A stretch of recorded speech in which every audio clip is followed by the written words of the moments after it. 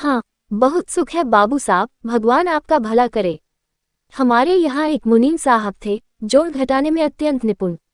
बाबूजी उनको समाधानी कहते थे। ऐसा नहीं है कि वे हर समस्या का समाधान करना जानते थे, लेकिन उनसे मिलकर समस्याग्रस्त व्यक्ति शांति का अनुभव करता था।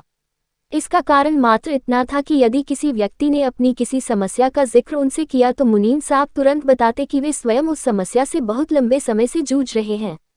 यदि कोई उनके पास रोता हुआ पहुंचता तो मुनीम साहब उसकी बात सुनते सुनते उससे भी अधिक जोर से रोने लगते थे। मुनीम साहब को रोता देखकर वो व्यक्ति अपना रोना भूलकर उनको चुप करने में व्यस्त हो जाता था।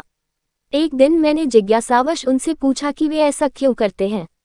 मुनीम साहब बोले, आदमी को समाधान से ज्यादा तसल्ली दूसरे की समस्या से मिलती है। अधिकतर लोगों को अपने दर्द की दवाई नहीं बल्कि हमदर्द चाहिए होता है। हमदर्दी दिखाने से उस पीड़ित व्यक्ति को लगता है कि वो अकेला नहीं है जो कष्ट से जूझ रहा है। समपीड़ा का भाव उसको चिंता मुक्त करते हुए आनंद से भर देता है।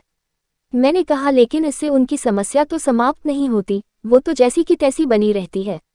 वे बोले, ये ऐसे लोग हैं कि इनको समस्याग्रस्त रहने में सुख मिलता है। आप इनकी एक समस्या का समाधान कर दो तो ये तत्काल दूसरी समस्या पर अपना सिर पीटने लगेंगे।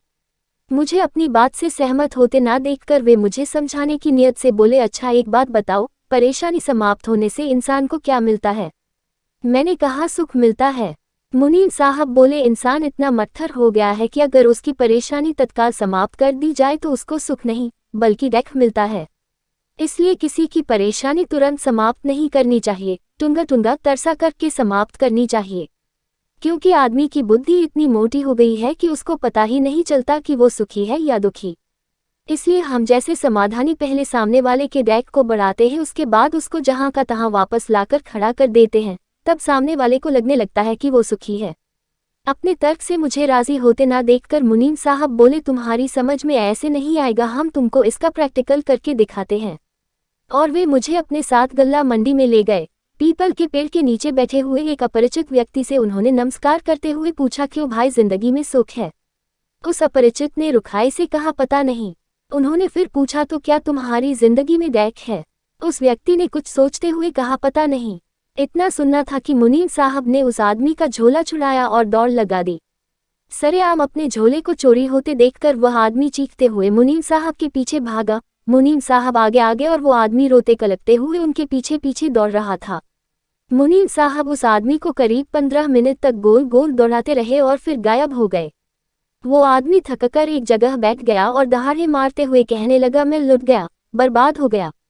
जब वो रोते रोते भी थक गया और एकदम हताश बेहाल हो गया, तब मुनीम साहब आए और उसका झोला बहुत सम्मान से उसे वापस करते हुए बोले, लो अपना झोला और अब बताओ, जिंदगी में सुख है? उस आदमी ने झोले को लपककर अपनी छाती से चपेटते हुए कहा, हाँ बहुत सुख है बाबू साहब, भगवान आपका भला करे। उसने झुककर मुनीम साहब के पैर पड़े और वहां से चलता बना। मुनीम साहब ने मेरी ओर गर्व से देखते हुए पूछा, बात समझ में आई?